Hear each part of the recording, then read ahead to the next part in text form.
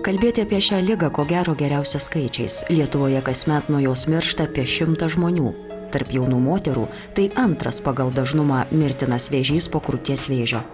Melanoma – pavojingiausias odos vėžys. Per pastaruosius 2 dešimtmečius jos atvejų padaugėjo dvigubai.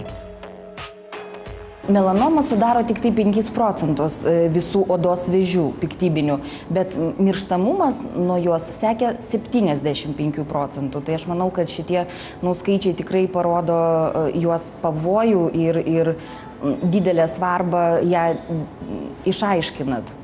O riziką turi be abejo saulės spinduliai, tai yra pirmoji vietoj. Taip pat prie rizikos faktorių yra priskiriama genetika. Tai fenotipas žmogaus, šviesiaplaukiai, mėlynakiai žmonės turi didesnę riziką. Šeimyninė anamnezė tai reiškia, kad šeimoje buvo jau atvejų piktybinių vėžių, odos piktybinių navikų. Taip pat paties žmogaus anamnezė, jeigu jisai turėjo praeitį vėžio atveju. Epidemija dabar skaitosi melanomas, nes labai daug žmonių deginasi, kartais nenaudoja kremus, būna soliariumuose, kaip minėjot, ir vienareikšmiškai tai didėja.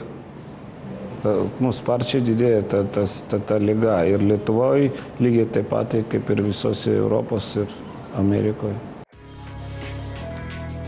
Melanoma prasideda nuo apgamo ir gali atsirasti bet kur, dažniausiai ant veido ir kaklo.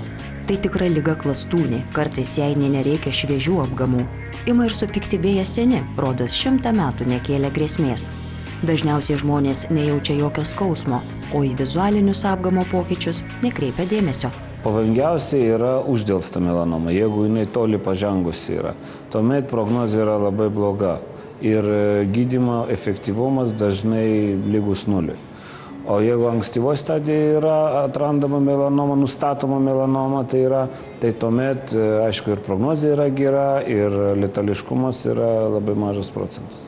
Ir turi nuo pat pirmų dienų vengti piko metu būti saulėje, naudoti saulės apsauginius kremus ir, aišku, vieną kartą metuose pasirodyti pas gydytojus, kurie dirba su apgamais, tam, kad jisai nustatytų, ar šiuo metu tau nėra pavojaus.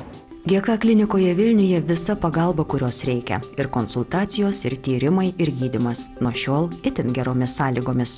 Pirmiausia, tai galim padėti to, kad nedaleist, kad būtų melanoma. Čia yra pats svarbiausias dalykas. Profilaktinis dalykas yra nustatyti, kada apgamai keičiasi, yra displastiniai apgamai arba atipiniai apgamai, juos šalinti. Šalinimo būdu yra įvairovė ir visos reikiamus būdus mes atliekam, ar tai būtų lazerinį, ar ten šalčio, ar ten chirurginio būdu. Jeigu yra nustatyta melanoma, tai vienareikšmiškai tai yra tik chirurginis būdas, tai yra operacinis gydymas, kur irgi atliekama GK klinikoje. Nuo šio mėnesio pas mus vyksta akcija. Žmogus, kuris ateina į GK kliniką į konsultaciją ir ištyrimą, gali tikėtis mūsų pagalbos, tolimesnės pagalbos nemokamai. Apgamų šalinimas nuo gegužės mėnesio GK klinikoje yra nemokamas. Pamačius pas save kažkokį įtartiną pigmentinį darinį, laukti nereikia. Vasaros atostogų išvakarėse pasitikrinti išties pravartu, ypač jei ketinate keliauti į šiltus kraštus. Pasitikrinti ir nė sekundei nepamiršti. Būtina saugoti odą saulėje. Tepti apsauginiais geros kokybės kremais, nesideginti ilgai, o aptikus įtartiną apgamėlį neįsigąsti. Net jei tai ir melanomos pradžia. Anksti nustatyta, 97% atvejų ši liga išgydoma. Tačiau uždelsus pavyksta išgelbėti apytiksliai tik 3 ligonius iš 10. O gal pasirodys, kad jums visai ir ne melanoma?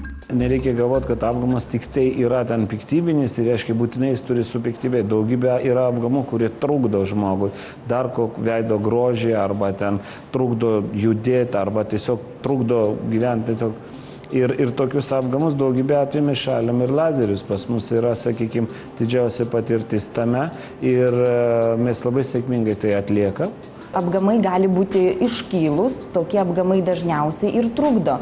Jie gali būti kombinuoti arba dermaliniai, gali būti papilomos, minkštos fibromos, visokie kitokie odos dariniai, kurios tikrai seborėjinės keratomas arba saulės, senatvės karpos, kitaip vadina. Visus šitos darinius galima sėkmingai šalinti lazeriu ir gauti gerus rezultatus.